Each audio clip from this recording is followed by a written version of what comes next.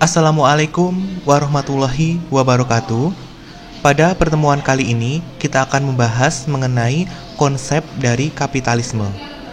Konsep kapitalisme merupakan konsep yang sangat penting bagi pembahasan di jurusan sosiologi maupun ekonomi, khususnya di sini ekonomi syariah. Saya yakin rekan-rekan mahasiswa semua sudah paham atau sudah familiar maksud saya dengan konsep kapitalisme, karena sejak awal perkuliahan di jurusan ekonomi maupun sosiologi juga sudah sering mendengar ataupun bahkan membaca tentang konsep kapitalisme. Namun kali ini kita akan membahas konsep kapitalisme dari sudut pandang sosiologi ekonomi yang mungkin merupakan sudut pandang yang berbeda dari yang telah teman-teman semua pelajari. Menurut teman-teman, apakah kapitalisme itu sama dengan liberalisme? Atau bahkan kapitalisme itu sama dengan komunisme? Apakah kapitalisme itu sebuah mazhab? Ataupun sebuah ideologi? Ataupun sebuah sistem ekonomi? Ada yang tahu mungkin? Nah, kali ini kita akan membahas konsep kapitalisme secara lebih mendalam. Adapun buku yang menjadi referensi pembahasan kali ini, bukunya berjudul The Original of Capitalism yang ditulis oleh Alan Maxine-Watts, serta buku yang berjudul Sosiologi Ekonomi karya Bagong Suyanto. Secara umum, kapitalisme itu dapat didefinisikan sebagai sebuah sistem ekonomi di mana kepemilikan alat produksi dipegang sepenuhnya oleh swasta dalam rangka mencari keuntungan sebesar-besarnya di ekonomi pasar. Kurang lebih seperti itu. Itu adalah definisi umum yang dapat rekan-rekan semua jumpai, banyak tersebar di Google kalau misalkan mau googling, di artikel-artikel dan pokoknya banyak lah di dunia maya terutama. Nah, tapi di sini kita akan memperdalam konsep tersebut. Apakah benar sih kapitalisme itu sebenarnya sebagai sebuah sistem ekonomi pasar ataupun sebenarnya yang lainnya? Jadi sebenarnya mengartikan kapitalisme sebagai sebuah sistem ekonomi itu sebenarnya kurang tepat. Kenapa? Oke, kita lihat dulu pengertian dari sistem ekonomi itu apa.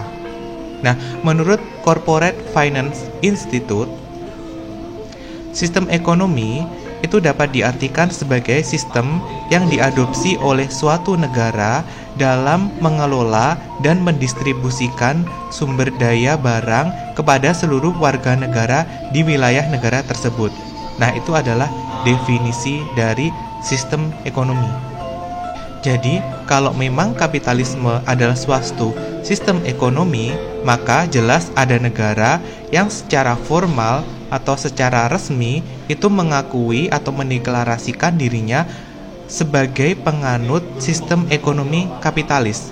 Nah, sekarang negara mana yang mengakui secara resmi menganut sistem ekonomi kapitalis? Jawabannya tidak ada. Sampai saat ini belum ada satupun negara di dunia ini yang mengakui secara resmi menganut sistem ekonomi kapitalis. Oke, kita lihat saja misalkan Amerika. Mungkin kita menganggap bahwa Amerika itu penganut sistem ekonomi kapitalis.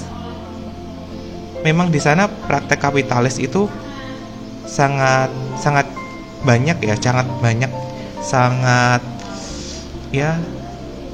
tumbuh subur lah di sana. Tapi bukan berarti mereka secara resmi mengakui bahwa mereka menganut sistem ekonomi kapitalisme. Faktanya, mereka menganut sistem ekonomi campuran. Mereka menganut free enterprise untuk barang dan jasa. Mereka menganut campuran untuk pengelolaan sumber daya alamnya. Mereka menganut market oriented untuk ekonomi dan pasarnya. Nah, di sini kita tahu bahwa tidak ada kan terminologi kapitalis di situ. Di Amerika itu tidak mengakui dirinya secara resmi sebagai negara kapitalis. Jadi, ketika kita mengartikan kapitalisme sebagai sistem ekonomi, itu kurang tepat sebenarnya, atau bisa dikatakan kurang dalam. Nah, kapitalisme itu masih dapat didefinisikan lebih akurat lagi, bukan sekedar sebagai sistem ekonomi. Sebenarnya tidak ada definisi kapitalisme yang dapat diterima secara universal. Kenapa? Karena beda pandangan atau beda sudut pandang itu sudah beda dalam mempersepsikan atau memaknai konsep dari kapitalisme tersebut. Namun, walau demikian, bukan berarti bahwa kapitalisme itu tidak dapat didefinisikan secara lebih akurat atau lebih khusus lagi. Oke, marilah kita mencoba mengidentifikasi konsep dari kapitalisme. Nah, untuk mendefinisikan sebuah konsep atau terminologi kapitalisme ini, saya rasa Google dan Wikipedia atau artikel-artikel yang tersebar di internet itu masih kurang cukup untuk memahaminya secara mendalam. Artinya kita perlu kembali ke sejarahnya, kita akan membongkar substansinya, kita harus tahu kapan istilah itu pertama kali muncul dan untuk apa konsep itu muncul, dalam arti konsep itu muncul untuk menggambarkan kondisi apa. Kalau dalam istilah Islam atau turunnya Al-Quran, kita harus tahu dulu kondisi apa sih yang melatar belakangi turunnya ayat itu. Nah, kita juga harus tahu kondisi apa yang melatar belakangi lahirnya konsep dari kapitalisme. Nah, bisa dikatakan sebagai asbabun nuzul kalau dalam Islam, kurang lebih seperti itu. Kira-kira menurut teman-teman semua, siapakah orang yang pertama kali mempopulerkan konsep kapitalisme? Apakah benar Adam Smith yang dikatakan sebagai bapak kapitalisme dunia? Apakah benar demikian? Ternyata jawabannya bukan. Yang pertama kali mempopulerkan istilah kapitalisme adalah Karl Marx melalui bukunya yang berjudul Das Kapital yang ditulis bersama Engels 100 tahun setelah kematian Adam Smith. Nah, coba kita lihat cerita dari sosok Adam Smith. Adam Smith itu lahir pada tahun 1723 di Skotlandia.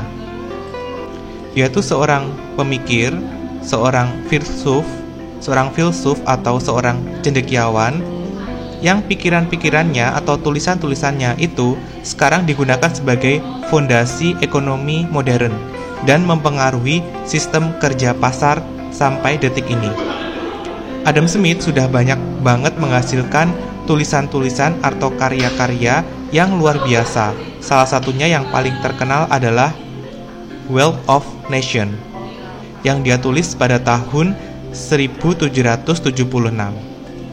Dalam tulisannya, Adam Smith mengkritisi sistem monarki dan feodalisme yang menurutnya sistem ini sangat merugikan masyarakat. Jadi Adam Smith itu menghendaki kebebasan individu di mana semua orang berhak berdagang bebas, berhak mendapatkan peradilan yang tidak memihak, dan berhak atas hak milik pribadi. Dan hak tersebut dijamin tidak dapat dirampas oleh pemerintah maupun pihak lain sewaktu-waktu. Salah satu poin penting yang disorot oleh Adam Smith adalah kebebasan pasar. Pemerintah seharusnya tidak ikut campur atau tidak campur tangan dalam mekanisme pasar. Adam Smith menjelaskan bahwa akan ada yang namanya invisible hand untuk dibiarkan bekerja. Jadi setiap individu itu punya kebebasan penuh dalam mengelola atau melakukan kegiatan yang memberikan keuntungan bagi dirinya. Adam Smith meyakini bahwa ketika seseorang mengejar kepentingannya sendiri dalam sebuah nilai keadilan, maka itu berarti secara tidak sengaja orang itu telah mempromosikan kebaikan yang ada pada masyarakat. Adam Smith percaya bahwa persaingan dalam pasar bebas akan memberikan kemakmuran bagi semua orang. Nah, mungkin dia meyakini bahwa kelas sosial tetap akan ada, namun kepemilikan pribadi atau privasinya itu juga lebih besar lagi atau membesar. Begitulah mungkin yang diyakini oleh Adam Smith maksud saya. Nah, dalam bukunya yang berjudul Wealth of Nation tadi, Adam Smith itu menggunakan istilah commercial society untuk pemikirannya. Jadi bukan konsep kapitalisme. Bahkan sampai tahun dia meninggal pun, dia belum pernah sekalipun menulis kata kapitalisme. Bahkan mungkin dia juga nggak pernah dengar kata kapitalisme ataupun mengenal kata kapitalisme. Jadi balik lagi bahwa kata kapitalis atau konsep kapitalis tadi muncul 100 tahun setelah Adam Smith meninggal. Dan konsep kapitalisme tersebut tertulis dalam buku yang berjudul Das Kapital yang ditulis oleh Karl Marx dan Engels. Nah, buku Wealth of Nation ini telah memberikan sumbangsih yang sangat besar bagi perubahan pasar dan diimbangi dengan jatuhnya monarkisme dan jatuhnya feudalisme. Kemudian terjadinya berbagai macam revolusi. Orang-orang mulai bergerak ke arah pasar bebas. Orang-orang mulai punya kebebasan untuk menentukan keuntungan masing-masing, kesejahteraan masing-masing. Nah, ternyata pasar persaingan bebas ini menurut Karl Marx itu menimbulkan konsekuensi yang sangat negatif bagi masyarakat, yaitu melebarnya kesenjangan sosial. Jadi, pasar persaingan bebas itu telah menguntungkan kaum borjuis, para pemegang alat produksi, para pemilik modal atau yang disebut sebagai borjuis tadi itu menjadi lebih kaya. Sementara para pekerja atau kaum buruh atau kaum proletar itu sangat dirugikan dengan mekanisme pasar bebas tadi. Jadi di sini Adam Smith itu kan meyakini bahwa pasar bebas itu akan lebih bagus, akan menghilangkan feodalisme atau penjajahan. Namun ketika dipraktekkan itu akan menimbulkan masalah baru, yaitu tadi eksploitasi dan juga alienasi yang sudah saya jelaskan pada pertemuan pertama kemarin. Jadi menurut Adam Smith itu pasar bebas itu akan memberikan keuntungan bagi semua orang, namun ternyata tidak kan? Kalau menurut Karl Marx itu malah menghasilkan masalah baru, masalah sosial dan ekonomi yang baru. Menurut Karl Marx, melalui mekanisme pasar, kaum borjuis yang memegang alat produksi dapat mengeksploitasi para buruh yang menjalankan alat produksi untuk mendapatkan keuntungan sebesar-besarnya dengan biaya paling minim. Dalam commodity of production, para borjuis menghendaki keuntungan yang sebesar-besarnya dengan biaya yang paling minim. Dan itu tadi dapat didapatkan dengan cara melakukan penekanan upah pada pekerja. Jadi kurang lebih bahasa sederhananya itu seperti ini. Kamu mau nggak kerja dengan saya? Saya cuma bisa bayar kamu 1 juta misalkan. Kalau mau ya ayo silakan bekerja dengan saya. Kalau nggak mau ya silakan cari kerjaan lain. Nah, para pengangguran, orang yang nggak punya modal, orang yang nggak punya alat produksi, ya mau nggak mau terpaksa akan ikut bekerja dengan gaji yang rendah tadi, kayak gitu. Karena kalau nggak mau ya nggak kerja, malah nggak makan, walaupun sebenarnya kerja pun itu sangat dieksploitasi, kayak gitu. Jadi dapat dikatakan bahwa kapitalisme adalah mode produksi yang ditujukan untuk mencapai keuntungan setinggi-tingginya yang didapat melalui proses produksi dengan menekan biaya seminim mungkin. Biaya seminim mungkin tersebut didapat dari penekanan upah produksi. Saya ulangi sekali lagi, kapitalisme adalah mode produksi yang ditujukan untuk pencapaian keuntungan setinggi-tingginya yang didapat melalui proses produksi dengan menekan biaya seminim mungkin. Biaya minim tersebut didapatkan dari penekanan upah pekerja. Itu adalah konsep kapitalisme yang menurut saya lebih pas atau lebih cocok dibandingkan sebagai sebuah sistem ekonomi. Kalau teman-teman masih bingung, coba saya berikan sebuah analogi untuk memahami kapitalisme ini. Misalkan rekan-rekan punya uang, rekan-rekan mahasiswa itu punya uang ya, 10 juta misalkan. Kemudian rekan-rekan beli mesin jahit. Setelah beli mesin jahit kan punya rumah, dipakai untuk tempatnya, kemudian punya ya sumber-sumber produksi lainnya lah, benang dan sebagainya. Terus kemudian kamu ingin membuka tempat jahit, tempat pembuatan pakaian. Nah, kemudian akhirnya kamu butuh pegawai untuk bekerja. Selanjutnya, rekan-rekan merekrutlah 5 pegawai.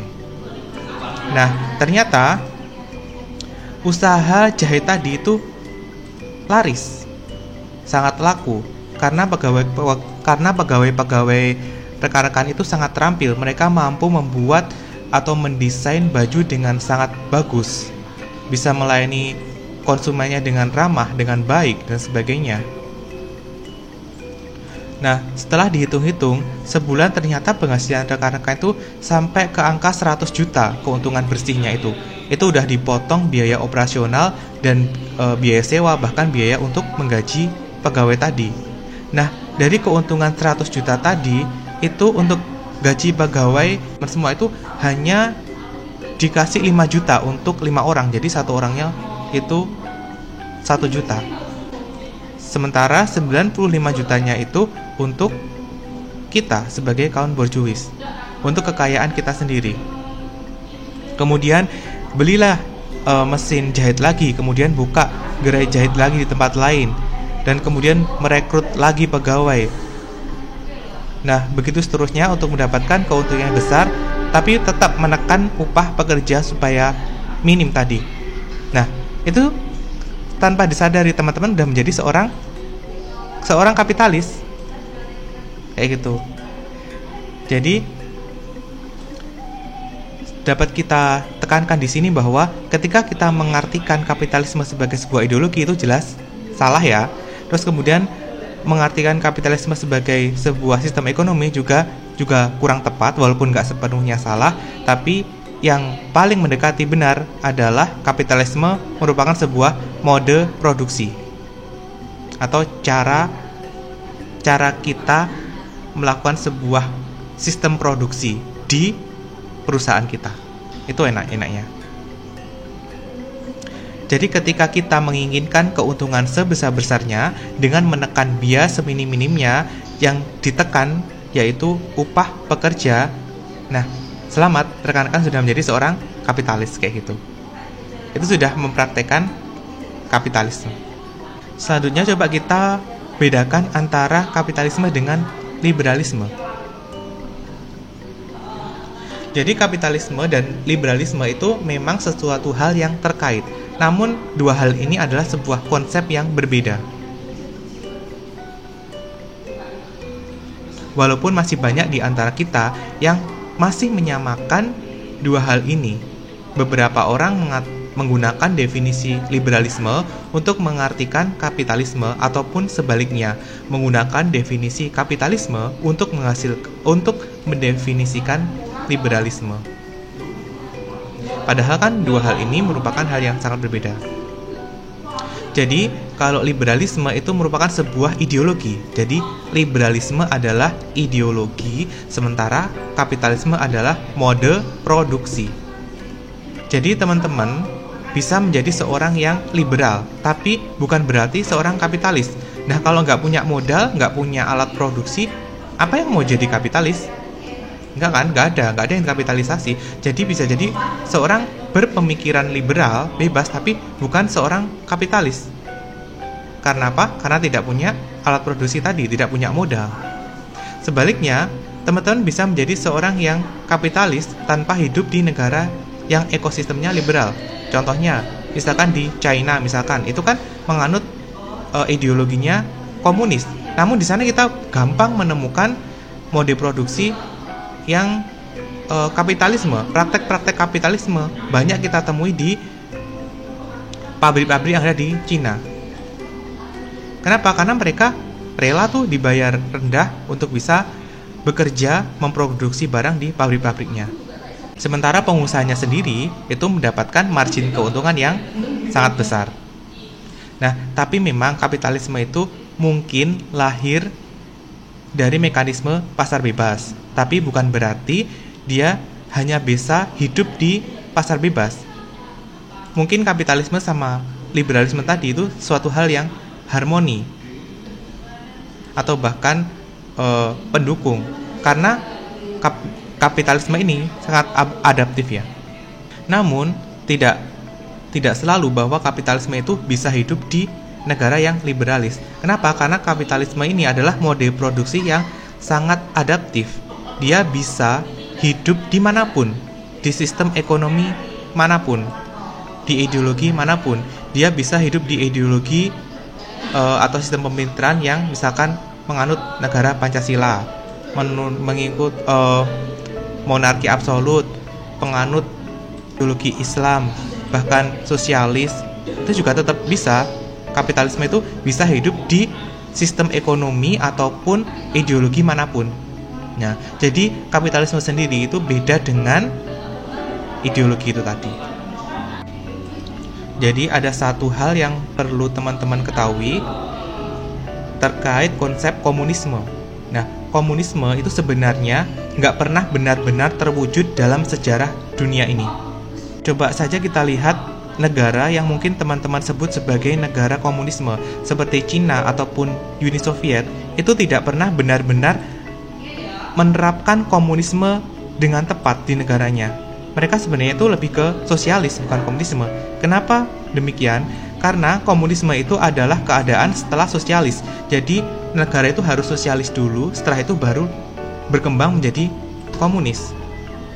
Jadi karena itu kan konsepnya Karl Marx sebenarnya, yang sangat utopis, di mana semua orang benar-benar setara secara kesejahteraan, secara hukum, secara kepemilikan modal dan sebagainya. Pokoknya semua orang itu secara setara, nggak ada kelas-kelas. Dan coba kita lihat apakah ada negara yang benar-benar setara. Pasti ada negara yang itu pastinya ada yang lebih kaya, lebih miskin, lebih sejahtera dan sebagainya. Sampai sekarang belum ada dalam sejarah negara yang benar-benar setara. Setara dalam hal orang-orang yang ada di dalamnya, masyarakatnya itu benar-benar setara, itu belum ada. Memang pernah ada negara yang mencoba mempraktekkan komunisme itu pada tahun 1871 di negara namanya itu Commune de Paris. Namun terbukti itu gagal. Kenapa? Karena mustahil, itu terlalu utopis ya. Selama ada praktek eksploitasi di situ, selama ada praktek penumpukan kekayaan pribadi yang tak terbatas, di situ berarti kapitalis ya. Dan pasar atau mekanisme pasar hidup di situ. Bahkan pasar bebas. Nah, sebenarnya kapitalis itu tidak menghendaki kebebasan yang sebebas-bebasnya. Nah, ketika pasar bebas itu menghendaki kebebasan yang sebebas-bebasnya, jadi ini cita-cita dari bapak kapitalisme dunia tadi itu kan mekanisme pasar bebas. Atau Adam Smith itu menghendaki pasar bebas, dalam arti itu bebas sebebas-bebasnya. Jadi semua itu berhak untuk mendapatkan kekayaan secara pribadi, mampu ya bebas berekspresi dalam hal ekonomi. Namun kalau kapitalisme itu enggak. Kapitalisme itu menghendaki kebebasan yang dikondisikan. Nah, begitulah bahasanya. Jadi kebebasan yang hanya menguntungkan para kapitalis atau pemilik modal untuk mencari keuntungan yang sebesar-besarnya. Jadi kapitalisme itu memang sebuah mekanisme mekanisme kebebasan dalam hal ekonomi, namun dia tuh sebenarnya nggak bener-bener bebas, karena kebebasannya itu hanya dimiliki oleh kaum kapitalis untuk mendapatkan keuntungan yang sebesar-besarnya. Nah, beda sama mekanisme pasar bebas tadi. Kalau pasar bebas yang dicita-citakan oleh Adam Smith itu, dia tuh menginginkan bahwa ya sistem ekonomi itu benar-benar bebas, nggak ada kepemilikan yang sampai adanya kelas borjuis, proletar itu nggak ada. Jadi benar-benar setara juga sih sebenarnya itu. Tapi kalau yang kapitalisme itu, kebebasan utama hanya dimiliki oleh kapitalis untuk mendapatkan keuntungan sebesar-besarnya. Jadi di sini yang perlu kita tekankan bahwa orang yang pertama menggunakan konsep kapitalisme adalah Karl Marx, dan konsep ini lahir juga sebagai bentuk kritik pada kaum borjuis yang pada waktu itu mengeksploitasi kaum proletar. Makanya jangan heran jika para dewa-dewa liberal seperti Friedrich August von Hayek itu sangat menentang terminologi kapitalisme. Jadi orang yang liberalis tadi itu menentang kapitalisme ini sebenarnya. Orang-orang ahli-ahli yang sangat mendukung liberalisme itu juga menentang kapitalisme, karena harusnya bebas itu ya bebas secara masyarakat umum bebas, tapi kapitalisme ini kebebasan yang hanya dimiliki oleh kapital tadi, pemilik modal tadi gitu. Jadi kaum atau tokoh liberal ini juga menolak yang namanya kapitalisme, karena mereka merasa ketika mereka mengakui dirinya kapitalis itu dia menempatkan diri mereka sebagai orang jahat. Kenapa? Karena kebebasan hanya milik pemilik modal, sementara orang-orang yang tidak memiliki modal atau kaum buruh itu dieksploitasi. Jadi di sini saran saya jangan bangga menjadi orang yang kapitalis, karena di situ ada makna tersembunyi, makna yang terkandung bahwa kamu itu orang yang suka mengeksploitasi orang lain untuk mendapatkan kekayaan pribadi. Dalam arti sederhananya adalah bahagia di atas penderitaan orang lain. Itulah bahasa sederhananya dari kapitalis. Beda kan dengan liberalis tadi. Jadi sebenarnya lebih bagusan konsep liberalis atau pasar bebas yang yang dicanangkan oleh Adam Smith. Karena sangat berbeda dengan konsep kapitalisme yang dikritisi oleh Karl Marx. Nah, demikianlah materi yang dapat saya sampaikan pada pertemuan kali ini. Bila ada kekurangan maupun kesalahan-kesalahan, mohon dimaafkan. Wassalamualaikum warahmatullahi wabarakatuh.